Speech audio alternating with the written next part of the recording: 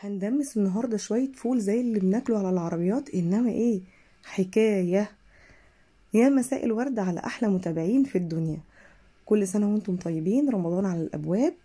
فهنبتدي بقى نحضر ونجهز لترتيبات رمضان. انا دمست معاكم الفول باكتر من طريقه، بس انا بالنسبه لي الطريقه دي هي التوب، وهي بالنسبه لي احلى بكتير من اللي فاتوا.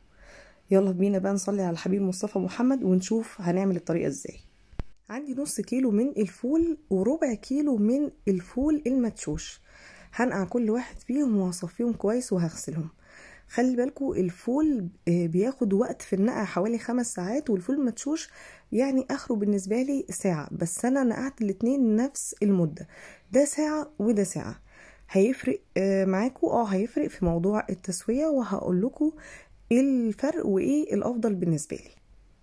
ومعايا ربع كوب من العدس، وطبعا يكون مغسول كويس، وكمان معلقتين كبار من الكركم. طبعا الكركم غني عن التعريف، وقد ايه هو مفيد جدا. لو مش بتحبوا نكهة الكركم فممكن تكتفوا بمعلقة كبيرة واحدة بس.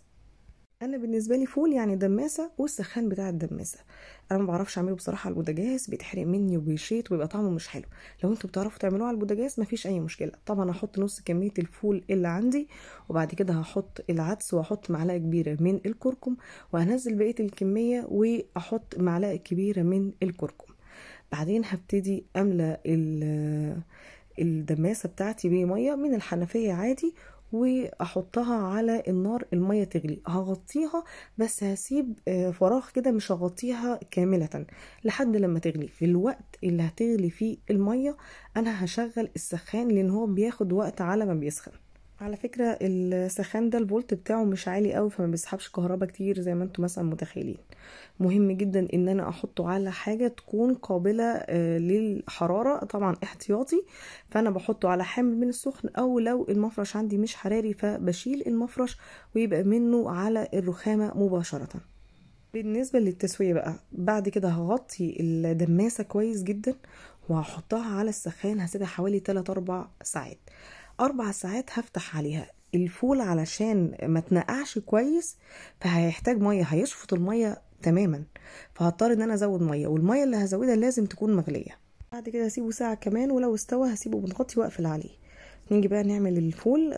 طبعا بنشيله بعد لما بيبرد في الفريزر، وبعد كده نطلع الكيس وقت ما نحب. انا بحبه مطحون، فانا ضربته مع شويه ميه صغيرين بالهاند بلندر. هجيب بقى الحله اللي على النار واحط فيها شويه زيت على نار هاديه كده، يسخن الزيت، واحط توم مفروم، شويه كزبره، معلقه صغيره مليانه، ومعلقه صغيره من الملح والكمون. طبعا الملح حسب الرغبه. بعد كده هنزل الفول وهقلبه كويس مع الزيت. لو حابة ان انا ازود شوية مية، طبعا القوام بتاع الفول زي ما انتوا حابين، عايزينه يكون سميك شوية متماسك او يكون خفيف، دي حاجة بتاعتكم انتوا. طبعا بتحبوه بقى مطحون او بتحبوه مش مطحون، دي برضو حاجة ترجع لكم انتوا. بالنسبة لنقع الفول مدة طويلة افضل ولا ده بالنسبة لي افضل؟ لا، انا بالنسبة لي ده افضل، ان هو اتهرى اكتر، طعمه بقى اقوى بكتير. لو انتوا هتنقعوه زي ما انا كنت بنقعه في الاول 5 ساعات، فعلى فكرة ما بتحتاجوش ان كنتوا تزودوا مية، لان المية كده كده ما بتخلص بالدرجة، بتنقص حاجة بسيطة علشان هو منقوع كويس، مش زي ان هو ما يتنقع ساعة. عصرت بعد كده بقى الليمون زي ما انتوا شايفين، وشوية حركات كده عشان التصوير، شوية فلفل وبصل، وبس كده. هحط لكم لينك فيديو الفول اللي انا دمسته معاكم قبل كده، وتابعوا الفترة الجاية ان شاء الله، هنزل لكم وصفات جامدة جدا. وبتمنى تدعموني بلايك وكومنت وشير الفيديو. والسلام عليكم ورحمة الله وبركاته.